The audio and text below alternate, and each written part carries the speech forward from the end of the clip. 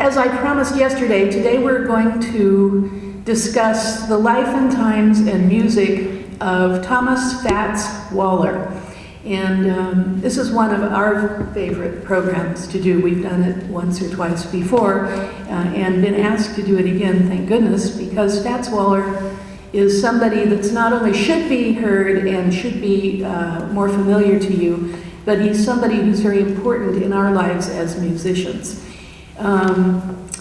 Composer, soloist, he on piano and organ, entertainer, immense personality. There was no equal, larger than life. He was beloved by his fellow musicians and entertainers of the period.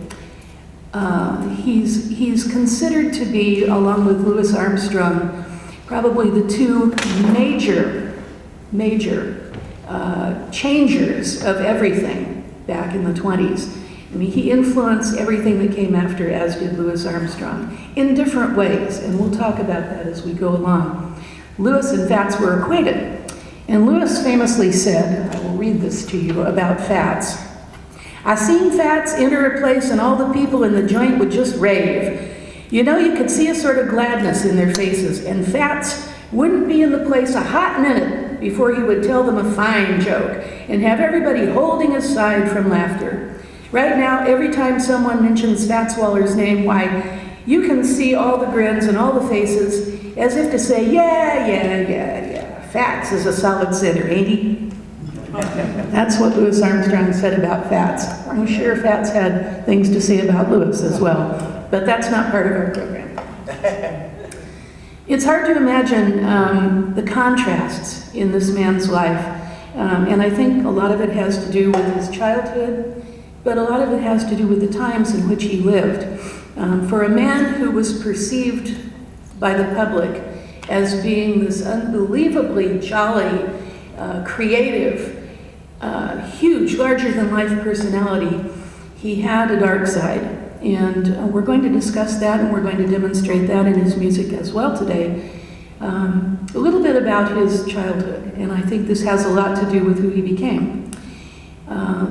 He was the fifth of, I have to take my glasses off to read, you guys, this is a terrible thing to do, but I know it's not what most people do. He was born Thomas Wright Waller in 1904, fifth children of 11 in the South. His father moved immediately to New York after he was born because he wanted his children to grow up in an environment that was more accepting to black children.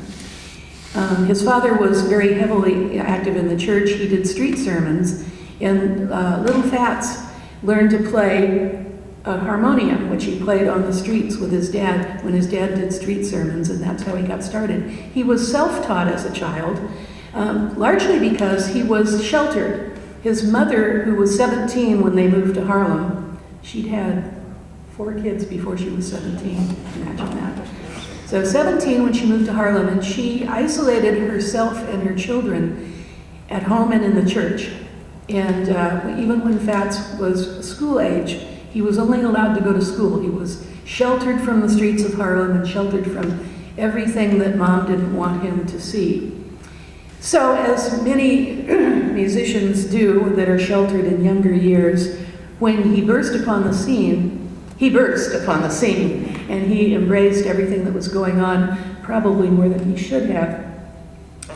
He was a self-taught player in the beginning, and when his mother acutely recognized that he had talent, he was given piano lessons, which he quickly became bored with and outgrew, and only went back to lessons when it became necessary for him to read music to become part of the school band.